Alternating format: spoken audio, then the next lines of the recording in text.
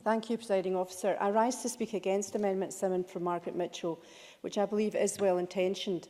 The committee fully supports the Barnhouse model of a child-friendly, one forensic interview way of taking evidence from children being introduced in Scotland. Personally, I would like to see it happen tomorrow.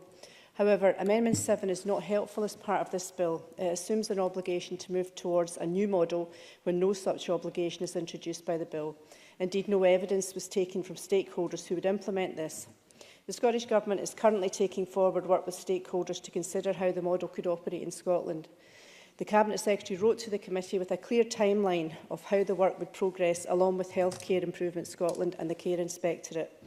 Commenting on the bill, Children First said, "We're pleased that the Cabinet Secretary has set out a clear timetable for the next stages of delivery of the Barnhouse approach in Scotland and the recognition of the need for a fully collaborative approach. We welcome the commitment made during Stage 2 discussion of the bill to review the progress that has been made by the Government and Government agencies after the bill has received royal assent." Presiding Officer, there is no correlation between the subject of the reporting requirements set out in the amendment and the objectives set out in the bill. It would introduce an onerous 6-monthly reporting requirement with no clear end date.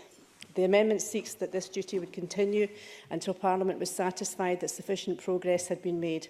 It doesn't set out how any mechanism or threshold would allow Parliament to identify whether this had been achieved. Meeting this indefinite reporting requirement would divert government resource away from work to progress the Barnhouse concept in Scotland, which is well underway. The amendment also specifies that ministers must consult with child witnesses in preparation of these repeated reports. But most importantly, in my view, asking child witnesses to revisit their experiences risks re-traumatising them, and they would have no knowledge of or experience of the new model that is the subject of the questions. Also, this obligation is likely to be practically difficult and perhaps legally impossible due to data protection issues associated with accessing and retaining details of child witnesses and contacting them without the consent of them and their carers. There is also a technical flaw in the definition of child witnesses, as the amendment refers to the 1995 Act, a term not defined in the amendment nor the bill. Can I conclude by thanking Margaret Mitchell, as convener of the Justice Committee, for her enthusiastic support of the Barnhouse model, and can I ask her not to move Amendment 7 for the reasons I've outlined? Well, she's moved it, so you can't do that.